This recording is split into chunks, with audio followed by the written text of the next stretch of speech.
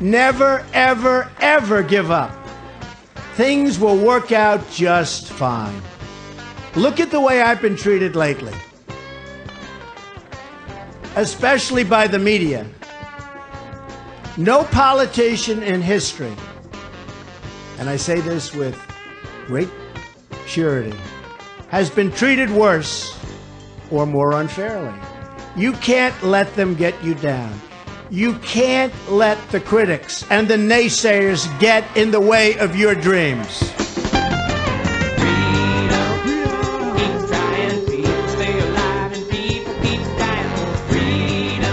It's no longer fake news. It's now dishonest news. It's not about a political agenda. It's politics above national security.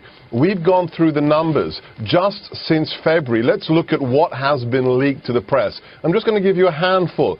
The AP leaked the conversation to the president of Mexico. Washington Post leaked the conversation to Australia. Politico leaked the one to Paris, and Reuters one of the calls to the Kremlin. When is it going to stop? When is the conspiracy theory insanity of the resist movement, of the Ben Rhodes, Colin Kahl nexus, going to say, look, we're not going to endanger national security anymore. We're going to do actual journalism. And this is my opinion of what happened. This was baked in a long time ago, this Russian investigation. And you're going to find out that it wasn't just Donald Trump who was being surveilled. I don't think they thought Donald Trump was going to win. I think they thought somebody else was going to win, but I bet you they surveilled most of the Republican candidates.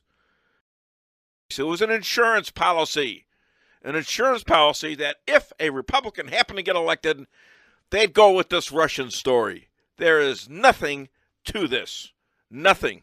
You want to talk about who messes in elections? All you got to do is look to our last president, Barack Hussein Obama. He had Hillary under his thumb. And by have Hillary under his thumb, he had the whole Democratic Party under his thumb. And he was doing stuff that made him so much more powerful than his job. Remember, he's an employee of the Department of Justice. He doesn't run the Department of Justice. He's their employee. All he gets to do is investigate. He doesn't get to make the decision on whether to press charges or not. And he can skew his investigation any way he wants, and he can lengthen it. He can lengthen it to forever if he wants to. And I believe he was doing this intentionally, both with the Democrats and the Republicans. They were in constant fear on these never-ending investigations, and he figured this as, number one, job security, and number two, job enhancement.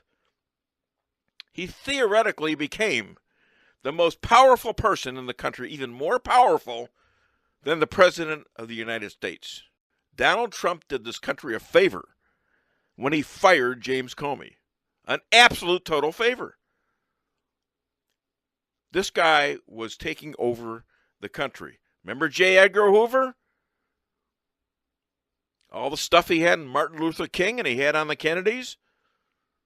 And he used it to blackmail them. The reason why the mafia got away with murder under J. Edgar Hoover is he didn't have any compromising things against them. He wasn't investigating them. He was more interested in controlling the government than mafia crime. It's no longer fake news. It's now dishonest news. It's not about a political agenda. It's politics above national security. I think he can be looked at and perhaps even charged with obstruction of justice. I think that... So you mean impeachment proceedings? I beg your pardon? You mean impeachment proceedings? Impeachment originates in the House. House leadership and the Republican Party has shown no interest in that and seems like it's the furthest thing from their mind. You think that's going to change? Are you suggesting that President Trump should face impeachment? No, I'm not suggesting that. I really do believe that much of what you saw coming out of Trump's mouth was a play from Putin's playbook. I think that when you saw him absolutely calling Hillary crooked, the lock her up, all of that was developed. I think that was developed strategically with people from the Kremlin, with Putin. They're coming to take me away, ha ha. They're coming to take me away, ho ho, hee hee, ha ha. To the happy home with trees and flowers and chirping birds and basket weavers who sit and smile and twiddle their thumbs and toes, and they're coming to take me away. I cooked your food.